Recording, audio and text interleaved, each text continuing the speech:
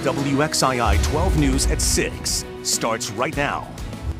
It was a kill shot to the back of the head. It's obvious he was trying to get away. It's obvious. That's not right at all, man. Demanding transparency, the family of Andrew Brown wants deputies to release body camera footage of the fatal shooting as the FBI now opens its own investigation.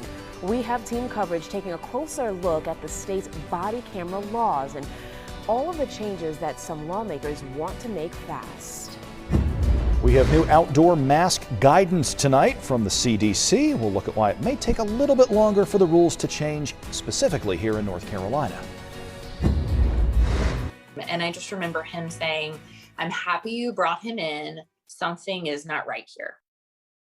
A baby diagnosed with a rare genetic medical condition in the middle of a pandemic. What kept the family going and the special milestone he just marked? Starting off tonight with Somewhere around repeated 6 calls for months, body we camera noticed video that, to be released like, in when the you shooting held death him of up, he Andrew went- Brown Jr. A deputy shot and killed him last week in Elizabeth City. According to a forensic pathologist hired by Brown's family, he was shot 5 times, including one fatal shot to the back of his head. A judge could release the body camera footage as early as tomorrow. There's a hearing scheduled for 10 in the morning. Meanwhile, Governor Roy Cooper is calling for a special prosecutor to be assigned to work this case, and the FBI is now opening a federal civil rights investigation.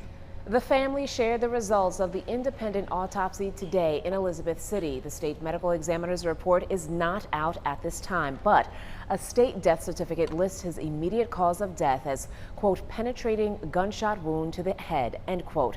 Brown's family and attorneys say that they were allowed to see about 20 seconds of body camera footage. They say it shows Brown was not a threat to arresting deputies. Those 3 gunshots to the arm, that wasn't enough? That wasn't enough? It's obvious he was trying to get away.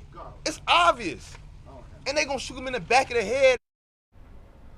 The Pasquotank sheriff says that the incident lasted less than 30 seconds. He says that body cameras can be shaky and hard to decipher and only tell part of the story.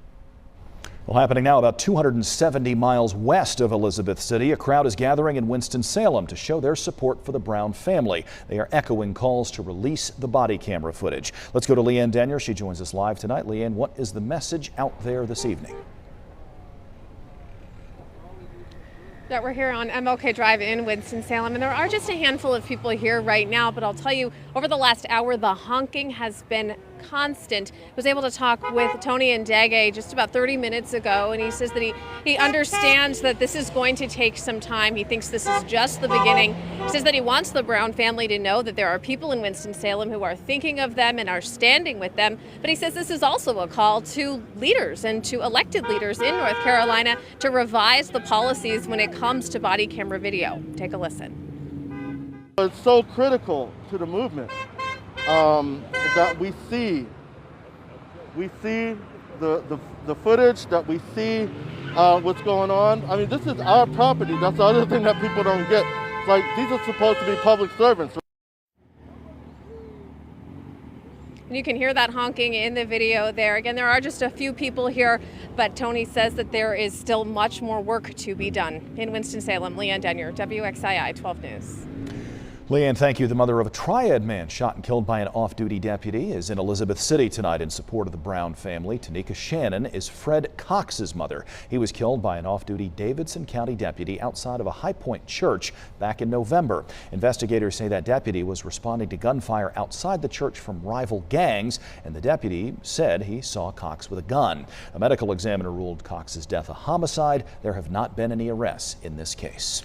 North Carolina law requires a court order to release body camera footage from law enforcement agencies. They are not automatically classified as public records like in some other states. So a judge must sign off on a formal request in order to have police video released. An attorney for Brown's family called it a, quote, bad law, end quote.